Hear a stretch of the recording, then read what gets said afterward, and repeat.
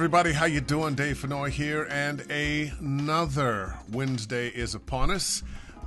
And as a matter of fact, doing this is helping me keep track of the days. Because, man, you know, one day just kind of flows into the other. Going to do a couple things today. I'm going to answer some questions, and you may have noticed that I have set up a webinar that's going to be starting next Thursday through Saturday. We'll be going Thursday from 7 to 10, Friday from 7 to 10, and then 10 to 1 on Saturday. So 2 evenings and a morning. So, well, let's say hello to some folks here. Who do we got? All right, Nathan Noakes, you were the first one up. How you doing, man? Been a while. Good to see you.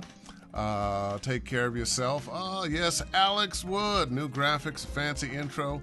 Quite the production now. Yeah, I finally got my eCam to work. Let me say hello to Alvin. How you doing, man? Good to see you. Michael Sessoms, always there and looking good, man. Thank you so much. And, well, let's get to some questions here. I'm going to do some things on I'm going to talk a little bit about my workshop, what you're going to learn and all that in a bit. But what's been going on with you as we hit, what is this, day 45, 46, something like that? Being under quarantine, a lot of people are getting very, very antsy. I kind of understand that. I think the comparisons to slavery or other things like that, we're inconvenienced. We're not being slaves.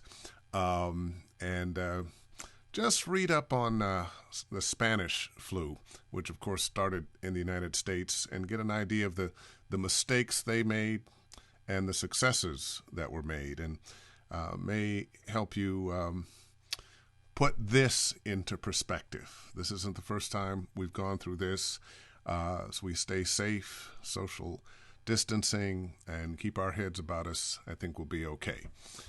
Veronica Dillard, how you doing? Good to see you. Jason Kyle Webb, how are you? And let's jump into the questions here. Or shall I jump into what's going to be happening with this workshop? Well, since I don't seem to have some questions, hey Brad, how you doing? Since don't have a lot of questions here, I'll just jump in. First of all, I've been teaching workshop voice acting for video games for a number of years now. When I started teaching, maybe 15 years ago, something like that, 15, at least 10, but 15 years ago. And when I first started, it was because people kept asking, oh, you do voiceover, and can you teach me some things? Okay. And when I really decided to take it seriously, I said, well, you know, I do promos, I do narration, I do commercials, I do cartoons, I do video games. But the thing people know me most for, and the thing that most people don't have courses for, training for, was video games, because video games was so new. And this is about the time, this is a little bit after The Walking Dead came out, so it had a little name in it, and had already been on, 150 games or so. We're now over 400. And I put together a course, Voice Acting for Video Games, that I thought would help voice actors who may be coming from other areas in voiceover, learn what it's really all about. Every genre of voiceover has its own peculiarities. And if you're, say, a promo guy coming to do video games, unless you're able to make that transition, you're not going to be very successful. Also, we have actors, people who may not have been doing that much voiceover, but they've been stage actors or on-camera actors, and voice acting for video games, it offers them an opportunity, but some of the tools they use are taken away from them, and often they feel like they're floundering a little bit. So let's talk about that. And one of the things you'll find out about that video games are the biggest business in show business. Video games make more money than music and movies combined.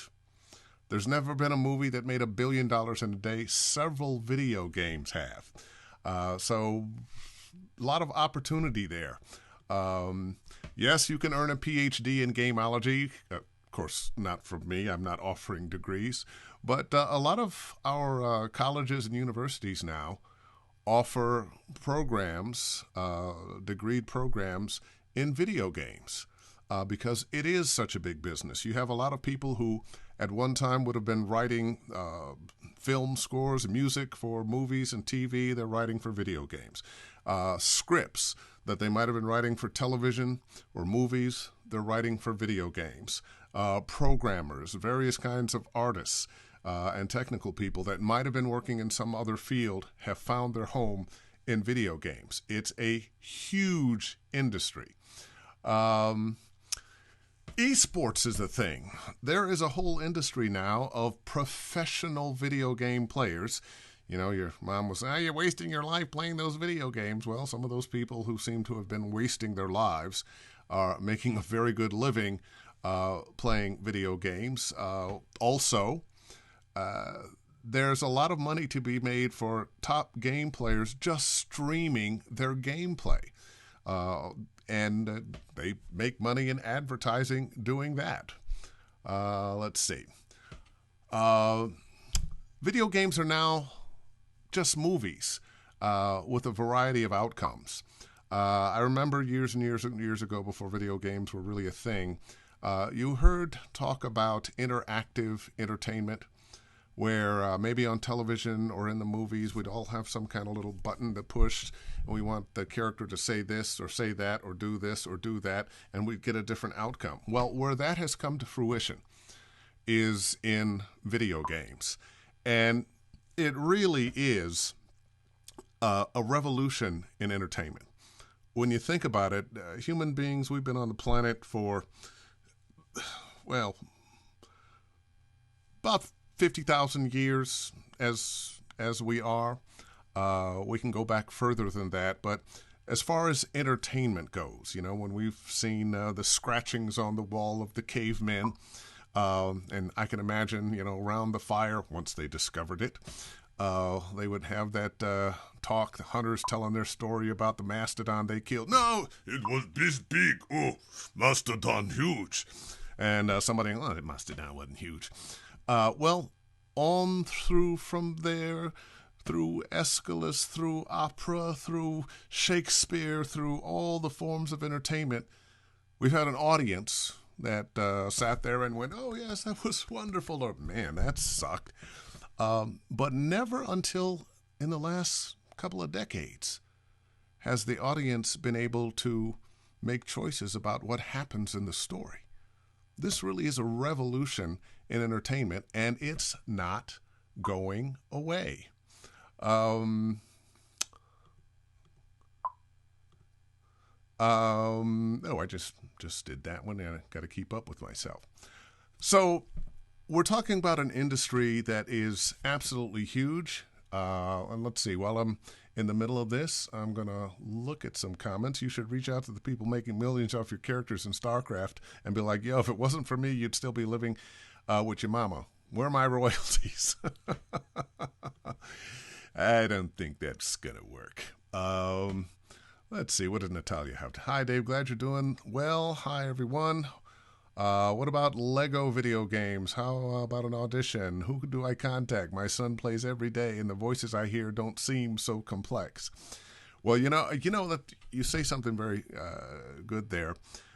When the voices don't sound that complex, and I hope you just mean it sounds like they're just actors doing their thing. It may be for a couple reasons. One, the audience that they're going after isn't that complex, so they don't want to go too deep. We don't have to find out how your mama treated you as when you're being a Lego character, your psychological problems. But also, when an actor, a musician, an athlete makes it sound easy, simple, they're doing it right. They really are doing it right.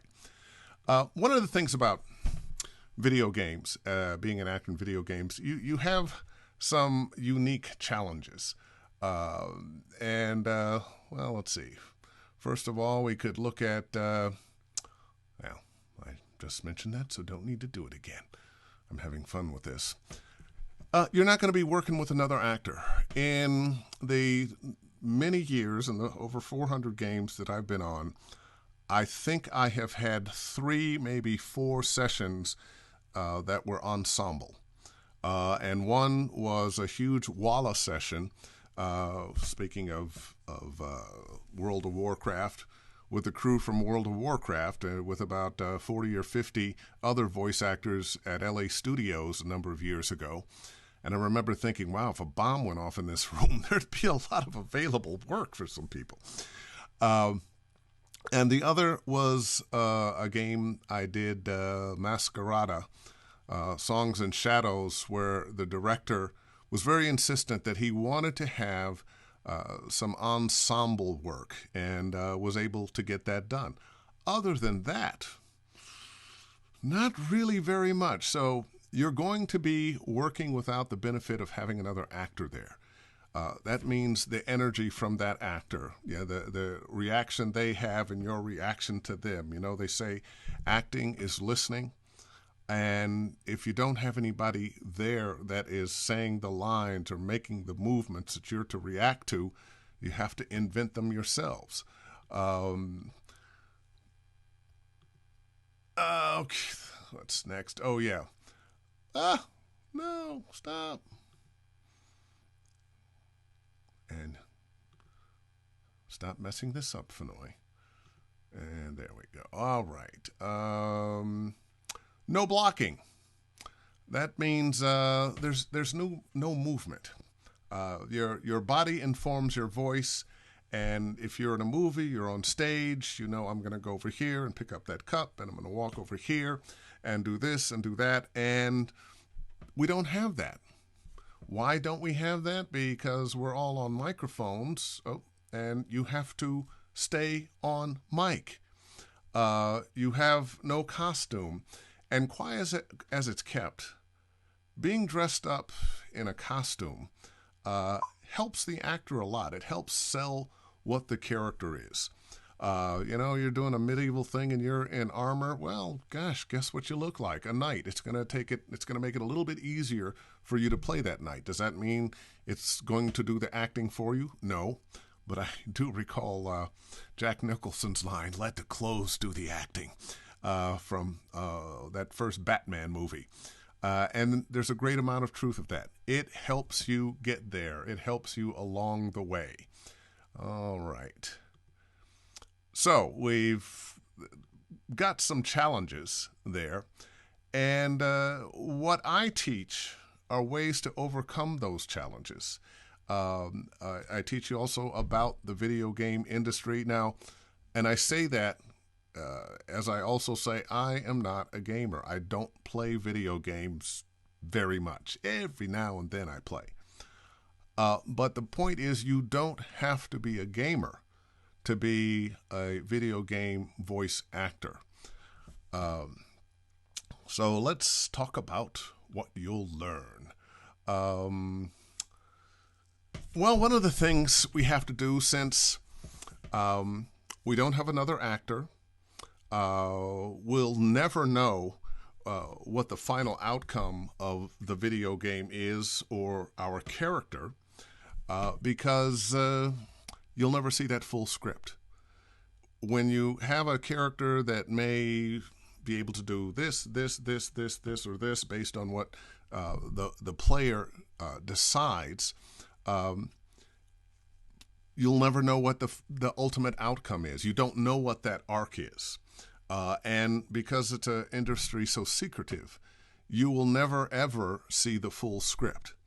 So you have to create this character's inner dialogue from the personality, the worldview, what you think the character will do. All too often, we're just paying way too much attention to the words, and words could be a lie. I could say, I love you, and I don't. I could say, I'm going to kill you, and I don't. I could say, that's poison that you're drinking, but it's not. So we have to get inside what's our character thinking. And one of the things I do is teach you how to create your character's inner dialogue. And, well, what good does that do? Well, think about the number of times you are talking to anybody. You're out on a date. Okay, this is for the fellas. You're out on a date with somebody. She's looking great. You've been asking her out for a while. She finally is going. And you're sitting there. She's across from you, looking lovely. And you're thinking, you're saying to her, oh, wow, I'm so glad you came out. You look great. And, I hope you like the restaurant, blah, blah, blah, blah, blah. Meanwhile, wow, she's looking great. That's fantastic. Oh, yeah, she's pushing her hair back. I think that's a good sign. That's that inner dialogue. You're not saying it out loud, but it's there. Well, that's what you want to find in your characters. And one of the reasons is it gives more life to your characters' dialogue or what they're saying. But it also eliminates some of that, gee, here comes that word. I hope I get that. Am I going too fast? I want to pause after that word. I think that word's important. Let me give it some special love. So I'll teach you how to create that inner dialogue in ways that make sense. How to create the scene in your head. Most scenes are not just two people sitting and talking. There may be walking into a room, drinking a glass of water, typing on a computer, having battle and clever banter while you're fighting. There is something going on. You start one place and you're moving to another place. All too often, once again, we're just looking at the words and saying the words. We want to create that movement in our head that allows us to feel that movement in what we're saying. So many subtle things come out of our mouths based on our movement, as you'll hear me say a lot. Your body informs your voice. I teach how to create those scenes in your head. Let's see. One of my favorite things, and one of the things of which I'm most proud, is teaching you to free yourself from the tyranny of words and punctuation. Punctuation is suggested. Generally, we have to think of punctuation as with the writer as grammatically correct, but not necessarily correct in how a person might say it. My favorite example of that is hello, Bob. You would never go hello, Bob, because that just wouldn't be natural. But it's written hello, comma, Bob, because that's grammatically correct. If you want to say, hey, we're going to have grandma for dinner. If you don't put the comma in the right place, somebody thinks you're about to eat grandma. So much of what we see grammatically, commas, periods, and so forth, have nothing to do with how we talk. So much of what we do, what we say, is based on our inner dialogue, our energy, the things that are going on that nobody else can see, that you have to invent. That's one of the things I teach you how to do. Okay. Oh, there we go. A lot of times people don't know how to do character efforts. I'm so surprised all the time. These are the sounds that that a character makes that are not words. So, and there's a lot of those in video games because there's a lot of battles. So there's hitting, there's being hit, there's jumping, there's running, there are swinging things, there are all laughter, crying, along with learning how to do efforts. And I'm always surprised when people have a hard time with it. But I guess it shouldn't be because it happens a lot. But along with learning how to do efforts in general, how to make things like laughing and crying, how to tell a story in your laughter, how to tell a story in your crying. Not all laughter is because you're happy or something's funny. Not all crying is because you're sad. It helps you how to find the story in the laughter and the crying. How to use the nonverbals outside of the efforts, breaths, sighs, those kinds of things that may not be written in, but will make what you're saying so much more real. Let's see. Learn to play the character instead of the words. This is a big one. All too often, what we're doing is, oh, those are the words. I want to say them like this. It's a long way away, so I'm going to say, it's a long way away. It's hot. And we're playing the words and we're not playing the character. If you line up 10 different people, 10 different ages, 10 different backgrounds, and give them the same line, they're going to say it 10 different ways based on who they are, what their worldview is. How do you play the character and not the words? If you're just playing the words, your performances are going to be flat. They'll hear it, but it won't move them, and you want them to be moved. And let's see. Big one here, how to self-direct. I can't tell you how many students I work with that they'll have me listen to their audition, and I'll tell them, well, it's missing something. It's missing a number of things. And they say, well, I thought it sounded good, but it didn't quite sell it the way I wanted it to be sold. And the truth is, too often we're looking for the wrong thing. Too often the thing we're looking for is, do I sound good? And I promise you that if that's what you're trying to get, oh, do I sound good? You're going to fall flat most of the time. Every now and then, somebody with a wonderful voice, Frankenstein's together an audition, and they get booked, but they don't have the acting chops or a foundation even for the acting chops, and they go on set and they just blow it. I have heard these stories a million times from directors and producers that we hired this guy, we hired this girl, she sounded great, we thought she was going to be wonderful, but she could not act. So you have to know how to self-direct. The question you should be asking yourself, do I believe the read? Now, it's a long way between how to self-direct and do I believe the read, and that's one of the things we cover. And you know what? While we're here, let me look at some things here. Michael Gover, I have some of Dave's video game training. Excellent. I think I am in for this one. Good idea. Good to see, and it'd be good to work with you again on that. Let's see. Effort is part of the name. Yeah, there you go. You've got to get your efforts down. Let's see. Okay, Dave, I saw your Apple Games article featuring you. Loved it. Oh, thank you, Catabel. Almost forgot about that. That was, I think, last year sometime. Well, let's talk about how you book it. It's so simple.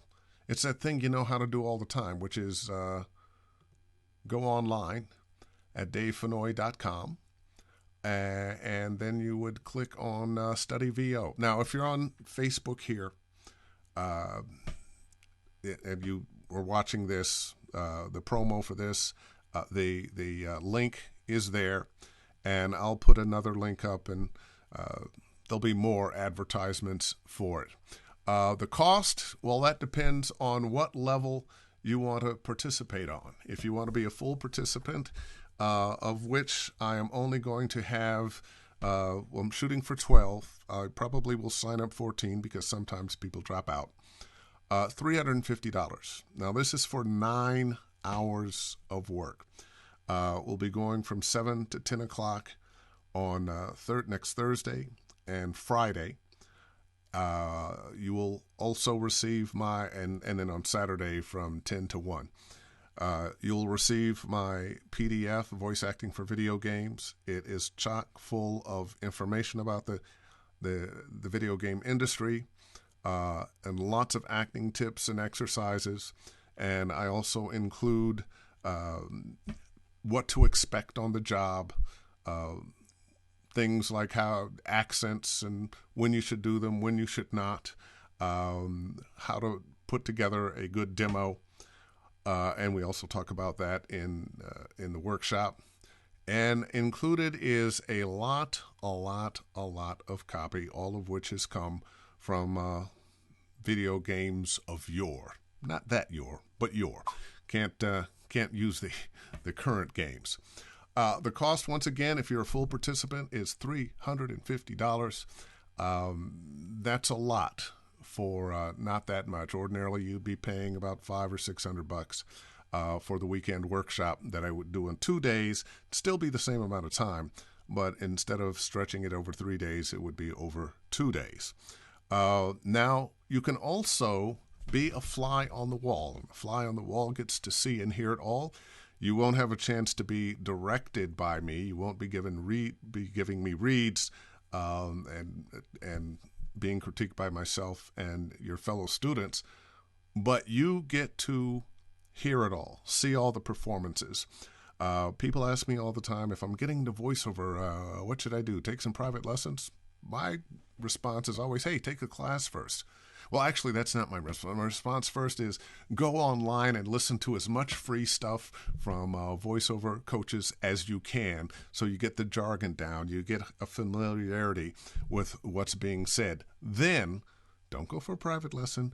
Take some classes. Sit in a classroom where, you're getting up in front of a few people, and of course you've got your little nervousness and, oh gosh, I want to sound great and so forth and so on. But you get to learn from other people's challenges and successes. What is working for these other people? You also get a chance to see, hey, where am I in this industry? Are these people way ahead of me? Am I way ahead of them? Are there some things I understand that they don't? You get to kind of size yourself up a little bit. So being a fly on the wall, you will learn from other people's success and their challenges. And it's only $150, and whether you're a fly on the wall or not, you get the PDF, you get the copy, and you will get an opportunity to go back and review these videos of the workshop over and over and over and over and over again.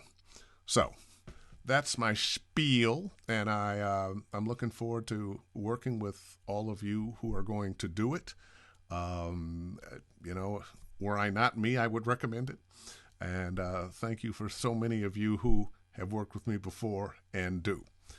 And with that, let's go back to just regular old Ask Dave Fennoy anything. Who's got some new equipment? I know for myself, I am still getting requests from my agents that clients want to do a studio test, which I find kind of funny because I've had a home studio for 20 years. When I was the voice of Hulu, everything they heard was out of my studio. I do Lexus spots. Everything for years has been out of this studio. Every other commercial, narration, and especially TV promos have been out of this studio. But the cartoon and video game industry, the AAA games, they're not used to having people work out of their home studios. They're used to having you come in. Now, I think this is going to be a good thing for talent who lives other places than LA. Because I think after this quarantine is over, when this is passed, they're going to have a history of checking with people's studios. If they're not up to par, helping them get up to par. So the voice actors are going to get a little understanding of what they need to make their studios a little better. And the industry will be used to hiring people from their home studios. So I think there'll be more opportunity for people who aren't living in Los Angeles to do jobs that they may not have been able to do before. And Michael Glover is, will this be a Zoom session? Yeah, we're going to do it on Zoom. And rather than just give you the what the Zoom will be now, I'll supply that next week. Let's see. Michael Haskins. I'm sorry I'm late, Dave. Don't make me wear a dunce hat. It's not that kind of class. But I do expect you to be on time if you sign up for the workshop. Good to see you, Michael. And let's see. Lee, how are you? Got a new Sennheiser 416 and an SSL2 interface. Good for you. Congratulations, Lee. Enjoy that microphone in good health. It's one of my favorite mics. It's probably the mic I use most, and I use it for everything. You'll have a lot of people that'll tell you, oh, you use the 416 for promos, you use this microphone for that. I'm not a believer in that. Sometimes I get a wild hair up my butt and I'll change out microphones just because, your ears kind of get used to listening to this one thing, and now, well, let me do this other thing so it sounds a little different, just to freshen up, just to jazz yourself up a little bit. But typically it's the 416 or my Neumann TLM 103. All right, let's see. What did you say there, Michael Glover? All new stuff, including my new 103. Good for you. And I bet you're just having a ball with that. Mark Meir. Wonderful voice. Hey, Dave, hope you're doing well in these strange times. I'm doing wonderful in these strange times. There's a few interesting things. Just off the topic of voiceover, I find myself staying up late at night, later than I ordinarily would, watching television, binge watching on this, that, and the other, and sleeping later than I ever did. Years ago, I was a morning guy on a radio, and I was up at like 3. Well, I haven't done that in a long time, but I was used to getting up about 7, and now it may be 8:30, 9 o'clock. On a Saturday, if I don't have anything to do, it's 10 o'clock, how did I sleep so late? And I imagine from conversations I've had with friends of mine that, it's a thing. People are kind of going through that, and this too will pass. Let's see. What do you recommend for a starter mic home studio? There's a few that I like. The Rode NT1. I don't have one. I have not used one, but they're very popular. People use them a lot. My choice would be probably the Apogee iPad mic, which you can use on your iPhone, on your iPad, on your computer. It's a small mic. It's very portable.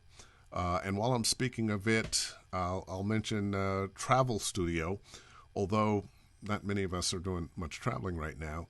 But that small Apogee mic with your iPad or your laptop and a Chaotica eyeball, and you're covered. You're covered for all your travel. And you probably already have the iPad or the computer, so you're looking at maybe $500 for the eyeball and the microphone. And what pop filter do I use for the 416? I don't remember the brand name. It was kind of expensive for a pop filter. I think it was like $40-50. But you can, just about any pop filter out there made for microphones will work. I do not put the foam that comes with the microphone over the microphone, nor do I use a windshield. I'm in a studio, don't need one. But a good pop filter, I knew people that made them out of stockings before, draped over one of those little wood hoops. I'm not suggesting that you do that, but don't make yourself go crazy over, oh God, what pop filter should I get? I don't think they're that different that it's going to make a big difference. Let's see. Jesse Keenan said, yeah, I love it, the Rode NT1. Let's see. Nathan, when you first started, how did you get work?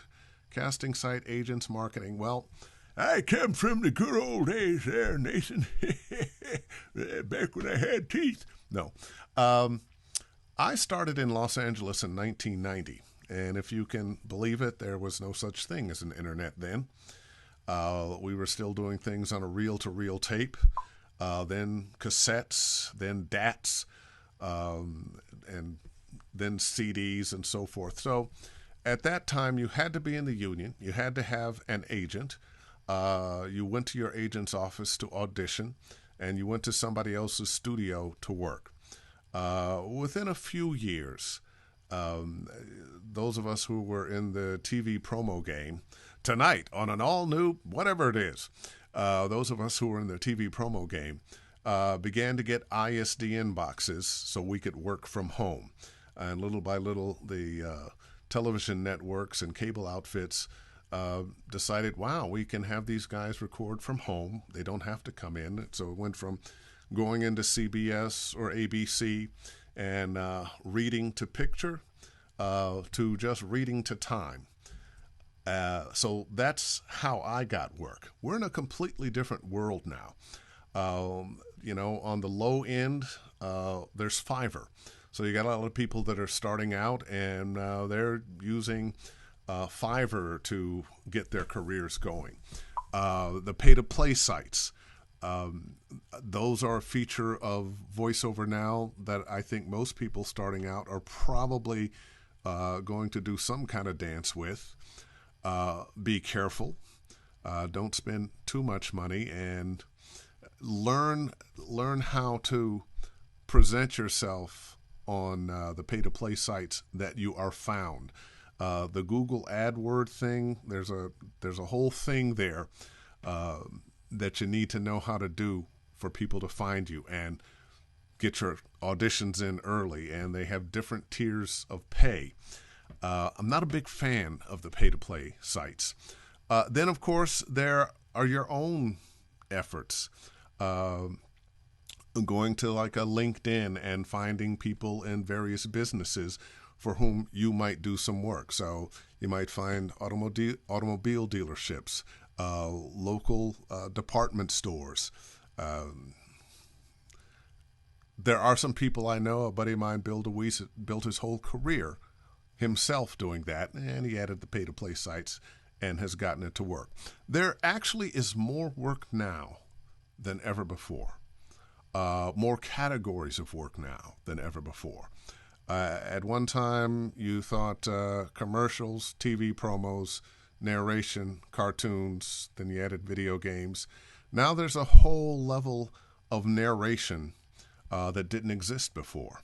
You have explainer videos.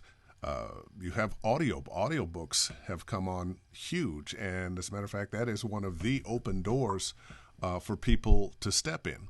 It's not for everybody, not for me, but it is an opportunity. All right.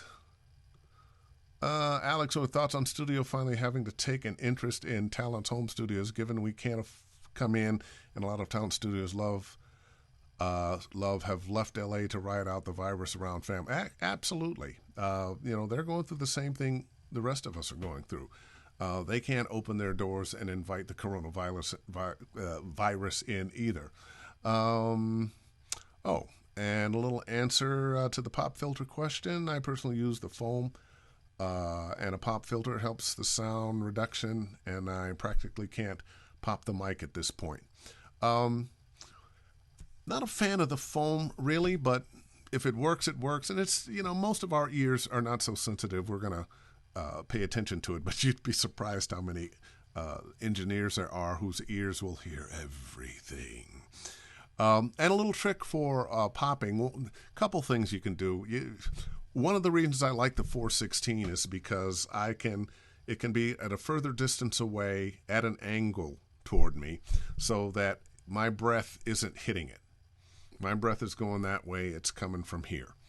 Another thing you can do, if you have like a little condenser mic, like I do right there, right in front of you, is when you have that P, that B, just off mic, just a little bit. Instead of boy, it's boy. And you'll lose that. Or another thing to do, if you got a pencil, or put your finger right in front of your face. So instead of boy, or push, push, push, you can hear that, push, push, push. Notice how a lot of that pop went away because I put my finger in front of my face, in front of my mouth, and the air went to the side instead of right on the microphone. Rob Fuller. Hi, Dave. What equipment do you need to record from home studio that will be required by established talents? And this is a very good question, Rob, because I, several times now in the last couple of weeks, have had to send a detailed list of equipment, microphones, so forth. They're going to want to know that you are recording in an environment that is both quiet and bounce free. Now, one of the best places you can record is in a closet with clothes in it. It's like automatic studio, unless it's not quiet. I was flipping through Facebook today, and a voiceover friend of mine was talking about how she was going to have to finally get some kind of whisper room, vocal booth, studio bricks, because her closet, one wall was on the outside wall, and she could always hear the music or people walking up and down the stairs or having arguments or whatever they were doing. So if you're going to use a closet, it has to be a quiet closet. So quiet is one thing, lack of sound bounce is the other thing. Whatever room you have, you're going to have to treat it for sound bounce. Now, the reason a closet with clothes in it is good is because the clothes absorb the sound and it doesn't bounce around. But you can be in a room that's quiet, and you can treat it with curtains, with packing blankets, with acoustic foam, with rock wool covered in some kind of fabric. It could be decorative and make your room look good. But you have to treat that room so that sound isn't bouncing around and giving you that echoey effect. You know, that thing when you're in the shower singing and wow, maybe I could get on American Idol because the echo kind of helps. Well, in voiceover, the echo doesn't help at all. All right. Susan Bernard. Oh, thank you, Susan. Good to see you. How you doing down there in Texas? Doing all right? Good. All right. Let's see. Timothy Alexander White. Hey, man, keep on teaching, bro. Tim and I go way back to our radio days up in the Bay Area. Christopher Lewis, here's a question I've always wanted to know the answer to. What ratio does Dave Fennoy compress to? 4-1. 4-1. But that varies. You know, I'm doing video games. I'm doing a 4-1. But it varies, and sometimes I use no compression at all.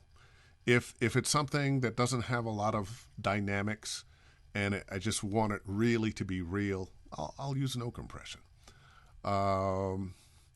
James Cooper, how you doing, man? Hey, good to see you. Good to see you too.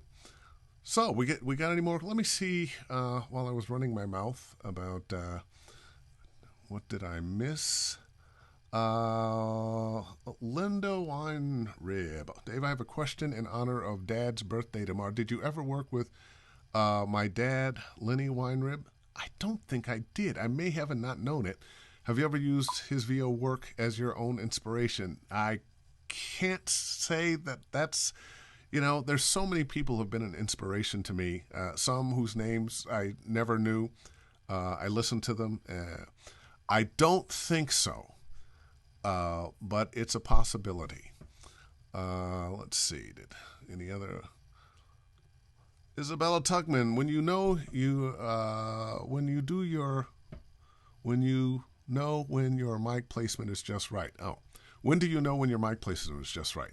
I have mine at eye level, about 6 inches away, and I crosstalk into it, but I still worry that I'm getting too many plosives and such.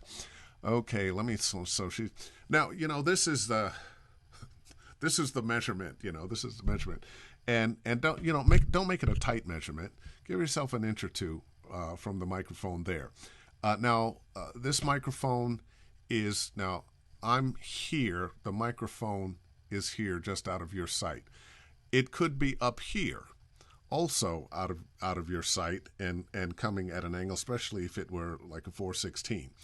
There are some microphones, the blue with the ball microphones, are designed to be right about here, the ball, and for some reason they pick up this wonderfully. You can have the mic pretty much right in front of you. But then you really do have to worry about the plosives.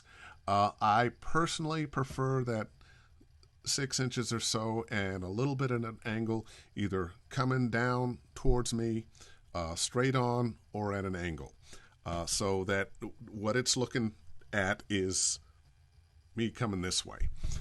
Helps with the plosives, and it's close enough. Two things people do a lot that hurts them is work the microphone too close and then work the microphone too far away. There are some things you can do once you're really comfortable with the mic, and it's almost at the point that you don't think about it that you can start actually thinking about it. This microphone that's right in front of me now, I'm not thinking about this microphone. I'm not looking at the microphone. I mean, I see it there, but just like those people who are on camera, they keep looking back at the camera. We have people that the microphone makes them nervous.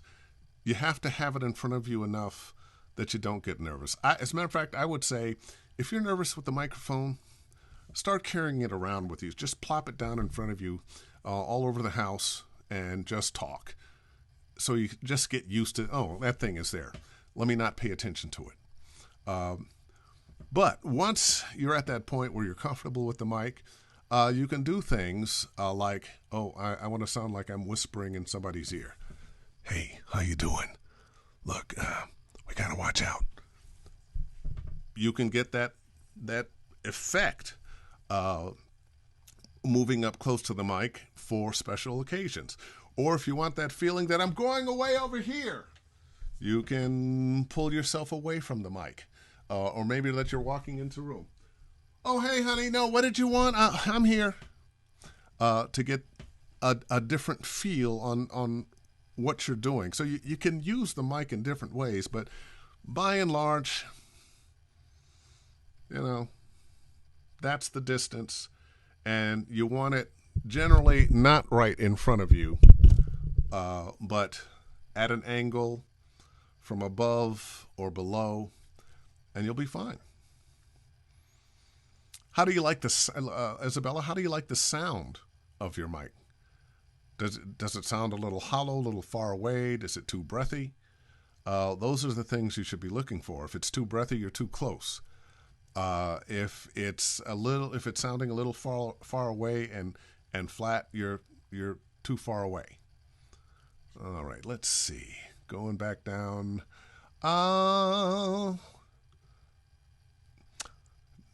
Brad Ducker, is there a specific website I should check for video game audition? Not a specific website. If you have an agent, they'll be sending them to you. If you have a pay-to-play site, they will have some.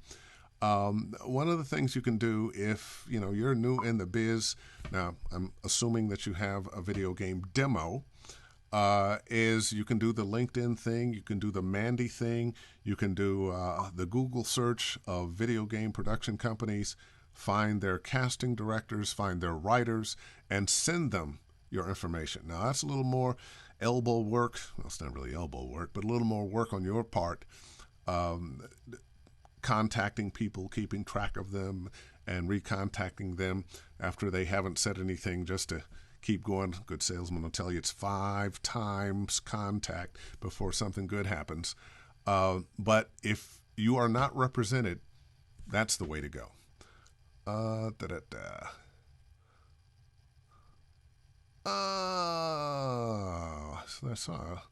tested along with other mics, so Randy Morrison just got here. What did I miss? Well, actually, a lot, but that's okay.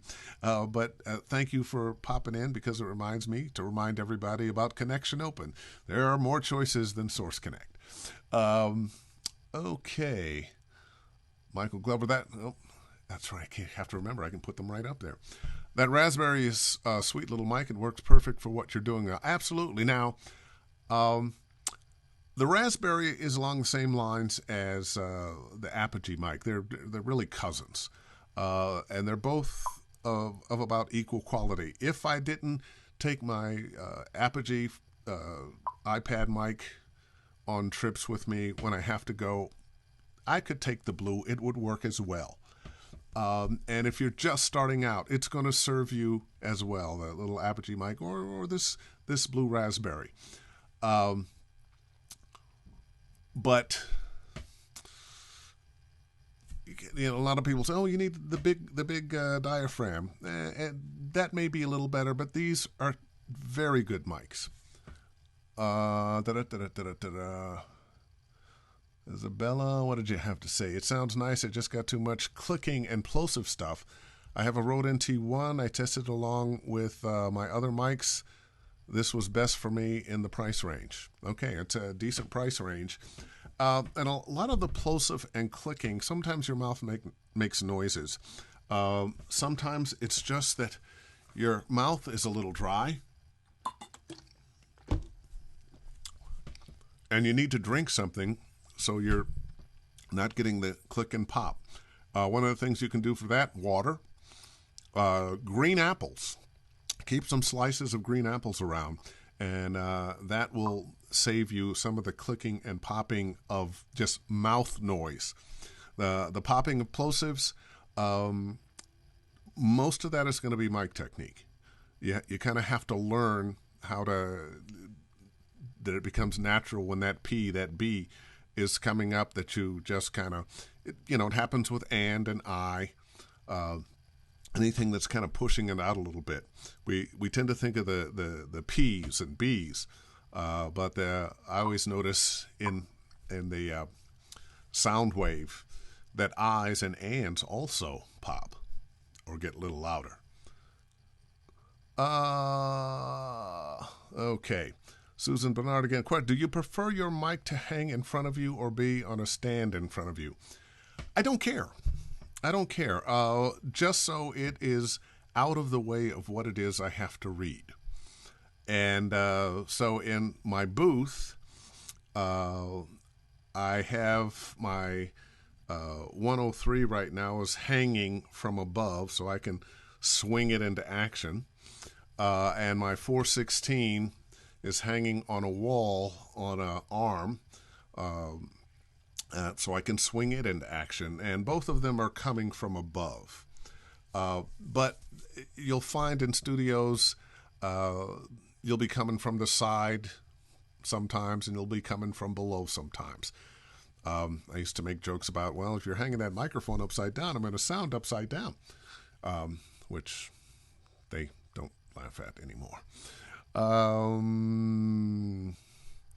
Let's see. Christopher Lewis, I alternate between a CAD E100 ABS deity shotgun sweetened to 416 corrections in the EQ. You know what? I've heard about CAD mics. I've heard they're pretty good. I really don't know much about them. But one of the things that you mentioned there is that you do a 416 correction in the EQ. And a lot of people think, oh, I've got this mic and it doesn't quite sound the way I want it to sound. Well, a lot of that can be fixed in the EQ. Every mic has a certain wavelengths that it responds to more than others. Every mic has its own little sound. You're trying to go for something that is as flat as possible, that or doesn't color your voice as much as possible, unless, of course, you're not liking what your voice sounds like and you do want it colored a certain way. And you can do that in EQ with how much mid, how much high, how much low, how much mid-high, mid-low, lower mid, upper mid, lower high, high. Most of us are going to roll off the bass. Just makes sense. And most of our voices are living someplace in the mid-range. Too much mid-range, you won't like. Too many highs, it's going to get a little tinny up there. Too many lows, and it's going to get muddy. You just want to find that sweet spot. Well, Trails, thank you just for saying hello. Hi, Dave. I hope you are doing well. I am, Trey. I am. Okay, I think that about wraps it up. I hope everybody's doing okay with the coronavirus thing. My middle daughter is an emergency room doctor in New York. Worry about her. Also proud of her. I have a niece that's an anesthesiologist in New Mexico. They haven't been hit as hard yet, but I worry about her. And my sister's a physician in New York. She's not on the front lines, but she's there and doing her share. Um, take a deep breath, relax. We are all inconvenienced. I know the money thing is tight. We don't know exactly when this is going to be over, but it will be over. And I'd really like to see you and yours come out of this okay. So let's do that. And a reminder, you can click on the link and sign yourself up for my voice acting for video games workshop webinar. It's going to be next Thursday, Friday, and Saturday, 3 hours each day. It includes my PDF, Voice Acting for Video Games. It includes lots and lots of copy for men and women. It includes the possibility of you revisiting the tapes and seeing it over and over again. You can be a full participant in which you'll be working directly with me. I'll be directing you in reads on various copy, or you could be a fly on the wall and you'll still get to see and hear it all. And anyway, I'll be back next Wednesday. Thank you for stopping by. Tell your friends, and I will see you.